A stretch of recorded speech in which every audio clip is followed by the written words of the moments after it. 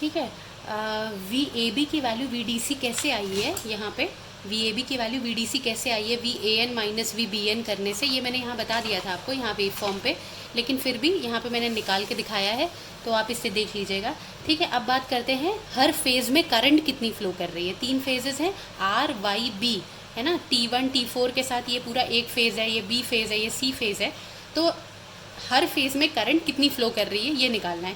पहली चीज़ तो एक ये जान लें कि जब भी सर्किट में इस आर फेज़ के अंदर अगर एक कोई करंट या ए फेज़ के अंदर अगर कभी करंट फ्लो कर रही है तो उसमें एक बार में एक स्विच ही काम कर रहा होगा, एक बार में एक ही स्विच काम कर रहा होगा, दोनों स्विच नहीं काम कर रहे होंगे।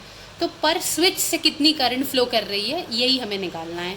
ठीक है, तो देखिए पहली चीज़ तो ये कि V A N phase voltage अगर वी ए एन है तो लाइन वोल्टेज के तो करंट फेज़ करंट कितनी होगी V A N upon Z. ठीक है, वी ए एन है फेज़ वोल्टेज, तो फेज़ करंट कितनी होगी V A N upon Z. ठीक है, तो देखिए ये positive part of V A N है, तो इतना अपॉन जेड मैग्नीट्यूड करके, जैसे ये वी डी सी बाई 3 था तो ये V D C by 3 Z हो गया, 2 V D C by 3 2 V D C by 3 Z हो गया। ठीक है, तो पाई तक तो ऐसा हुआ, लेकिन पाई के बाद क्या हो रहा है, पाई के बाद हमें नेगेटिव साइड में फेज़ में वोल्टेज तो मिल रहा है पर हमें करंट नहीं मिल रही है। क्यों? क्योंकि मैंने यही बताया कि हम एक फेज़ करंट की बात कर रहे हैं, यानी एक फेज़ में एक ही स्विच काम कर रहा होगा। ठीक है, इसलिए मैंने यहाँ पे लिख दिया है दिस इज स्विच करंट पर साइकिल। ठीक है, एक साइकिल में एक स्विच कितनी देर के लिए कंडक्ट कर रहा है, तो T1 स्विच पूरी एक 360 डिग्री में, पूरी जो 360 डिग्री की साइकिल है उसमें एक स्विच 180 डिग्री तक ही कंडक्ट कर रहा है। ठीक है, तो सेकेंड हाफ में ये सेकेंड हाफ में अगर T1 स्विच को लेकर मान लीजिए बात करते हैं, T1 स्विच की बात करते हैं, तो T1 स्विच आर फेज़ में इतनी देर तक कंडक्ट या ए फेज़ में इतनी देर तक कंडक्ट कर रहा होगा और इतनी देर तक ऑफ रहेगा, क्योंकि इतनी देर तक फिर T4 वाला स्विच कंडक्ट कर रहा होगा। ठीक है, तो देखिए वो कैसे निकालना है। हाँ, ये चीज़ तो खैर हमने बता दी। अब देखिए RMS value of phase voltage निकालना है। RMS value of phase voltage के लिए क्या करेंगे, जो भी वैल्यू आई है वी ए एन, है ना, मैंने उस दिन बताया था रूट मीन स्क्वायर है, तो सबसे पहले ये वी ए एन वाला जो वोल्टेज फेज़ वोल्टेज आया और अगर इसी की आरएमएस वैल्यू निकालनी है तो सबसे पहले इसका स्क्वायर कर लीजिए। वी ए एन स्क्वायर क्या होगा, वी डी सी बाई 3 अगर यहाँ है तो इतना दूर इसका स्क्वायर क्या हो जाएगा V D C square by 9। ये अगर 2 वी डी सी बाई 3 है तो ये क्या हो जाएगा 4 वी डी स्क्वायर बाई 9। ठीक है, फिर इसी तरीके से 2 वी डी सी बाई 3 यहाँ पे है तो ये भी हो जाएगा V D C square upon 9। ठीक है, ये 3 का स्क्वायर 9। तो ये हो गया पॉजिटिव साइड का, और नेगेटिव साइड में क्योंकि स्क्वायर करेंगे तो ये भी ऊपर चला जाएगा, तो देखिए नेगेटिव साइड में ये आ रहा है। ठीक है, ये वोल्टेज है ये, क्योंकि ये ओवरलैप हो गया है, स्पेस इतनी नहीं थी इसलिए ओवरलैप हो गया है। ठीक है, तो वी ए एन वोल्टेज अगर ये है तो V A N square voltage ये होगा, बिल्कुल सेम यही होगा, और डबल मैग्नीट्यूड और स्क्वायर मैग्नीट्यूड। तो आरएमएस निकालने के लिए सबसे पहले वी ए एन का स्क्वायर किया, उसके बाद फिर क्या करते हैं, फिर उसकी एवरेज वैल्यू निकालते हैं और उसके बाद उसका रूट मीन करते हैं।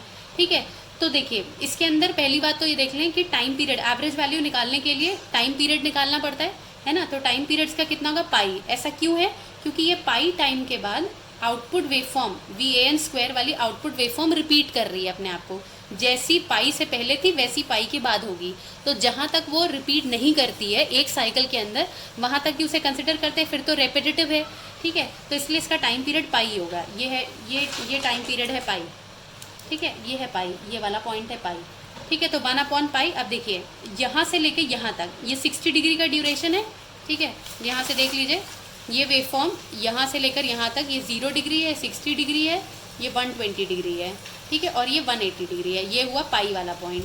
ठीक है, तो क्या हो रहा है 0 से लेके 60 डिग्री तक कितना मिल रहा है V D C square by 9। तो V D C square by 9 into 60 degree, 60 degree मतलब वही पाई बाई 3। फिर नेक्स्ट 60 डिग्री में कितना मिल रहा है 4 V D C square by 9, 4 V D C square by 9 into pi by 3। फिर इसी तरीके से जो बचा हुआ है पाई से पहले बचा हुआ पार्ट है वो भी है V D C square by 9, V D C square by 9 into pi by 3। यानी हर 60 में जितना मैग्नीट्यूड मिल रहा है उसको टाइम पीरियड से डिवाइड कर दिया, है ना। ये तो स्क्वायर वाली वैल्यू हमें मिली गई थी और उसका रूट कर दिया। तो इससे जो फेज़ वोल्टेज आ रहा है, देखिए मैंने लिखा है वी ए एन आर, है ना, ए एन आर यानी फेज़ वोल्टेज की आर एम एस वैल्यू, या इसको V phase R M S कह सकते हैं या V P R M S कह सकते हैं। इसको सॉल्व करने के बाद इसकी वैल्यू आ रही है √2/3 वी डी सी। ठीक है, तो ये आया है फेज़ वोल्टेज आर की आर एम एस वैल्यू। अब लाइन आर एम एस अगर निकालना है तो क्या होता है फेज़ वोल्टेज इंटू √3, यही होता है लाइन वोल्टेज। ठीक है। तो जो भी फेज वोल्टेज आया है ये उसको √3 से मल्टीप्लाई कर देंगे तो ये आ जाएगा होल अंडर रूट 2/3 VDC। ठीक है, ये वैल्यू हो गई फेज वोल्टेज की, सॉरी लाइन वोल्टेज की। अब लाइन वोल्टेज अगर निकाल लिया है तो फेज वोल्टेज अगर निकाल लिया है तो फेज करंट भी निकाल सकते हैं। फेज करंट क्या होगा, जो भी फेज वोल्टेज आ रहा है, ये फेज वोल्टेज आया था उतना अपॉन आर, उतना डिवाइडेड बाय आर, अगर हम जेड की वैल्यू आर लेकर चल रहे हैं कि कोई इंडक्टिव या कैपेसिटिव इंडक्टेंस नहीं है, सिर्फ आर है।